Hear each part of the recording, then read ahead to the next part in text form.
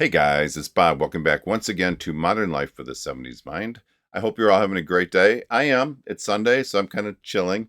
And I just got done doing a reaction and less than 5 minutes ago. And you know what? I got some time. I thought I would just jump in and do a second one. So if I'm wearing the same t-shirt, that's why. I don't go around wearing this t-shirt all the time. I swear I don't. In the last video, I did talk about really briefly some of the things that are coming up, and I thought I would recap that again here just real quick. We have really some fun things coming up here. I'm going to be reacting to The Warning, Foxes and Fossils, some Dimash, and Alison Krauss and Union Station, which is a really fun song, which I can't wait to listen to, and some other things. And then probably in a couple weeks, I'm going to be doing, once in a while I do weeks of certain subjects. I've been doing countries. Well, this time I'm going to be doing 70s week. So everything will be from the 70s. It'll be 70s rock and roll. So that I am looking forward to a lot because this is Modern Life for the 70s Mind. So I might as well do some 70s music, right? So other than that, like I said, I hope you guys are all doing well. And thanks again for listening.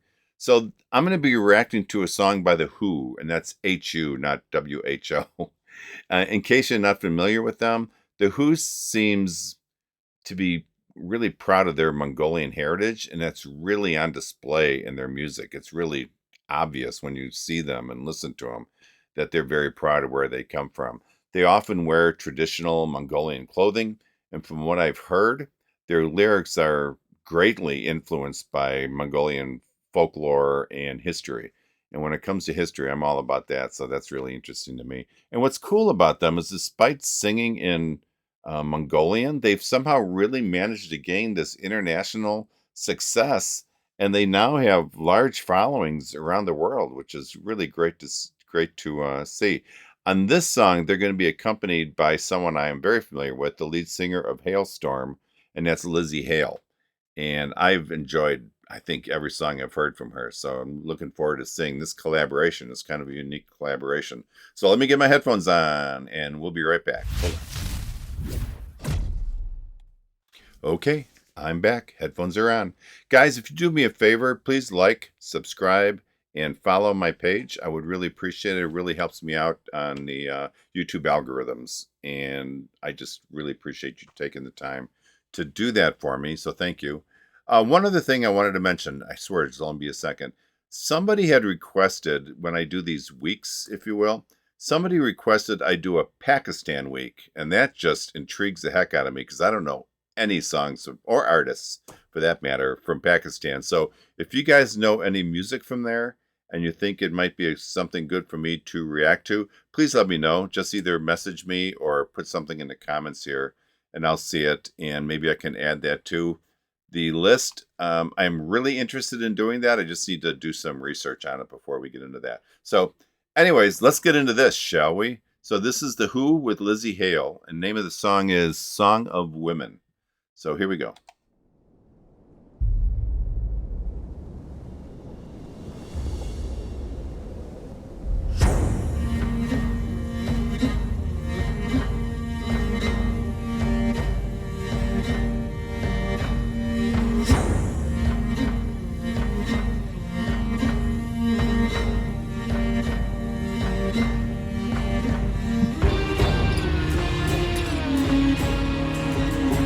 That's pretty cool.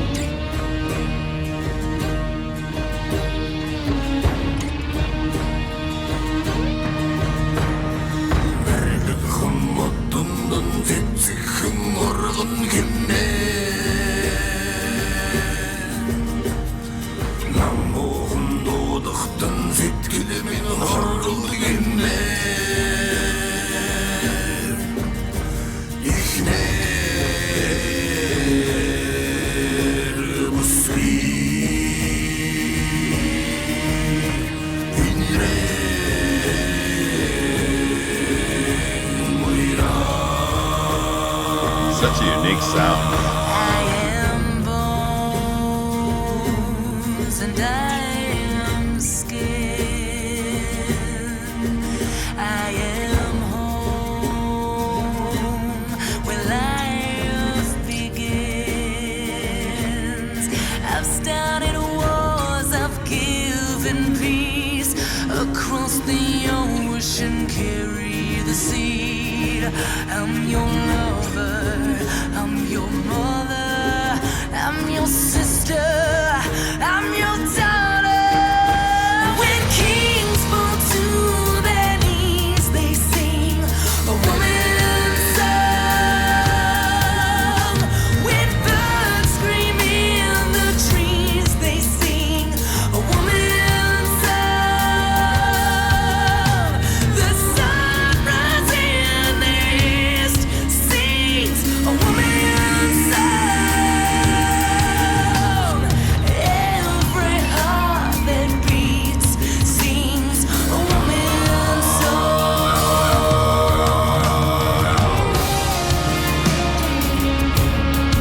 This sounds really good in headphones. Like, really good.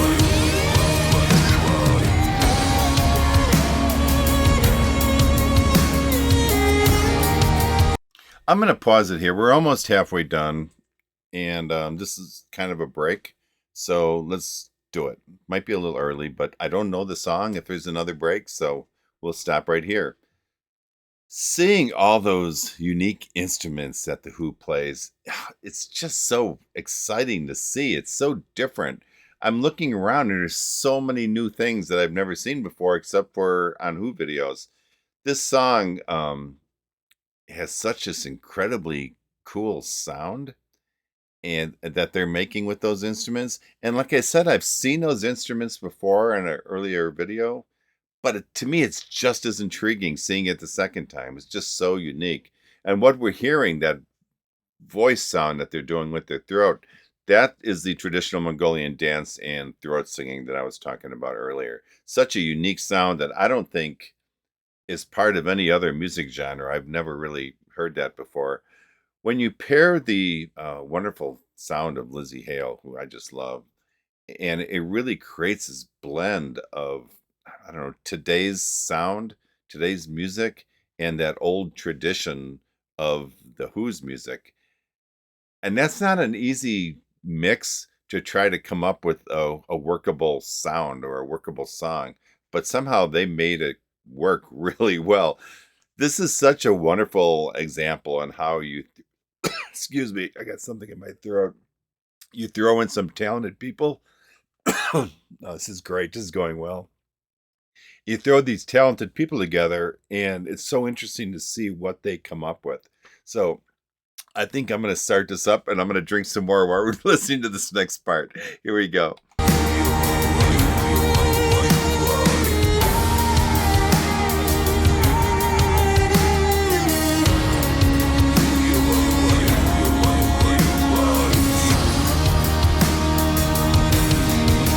I am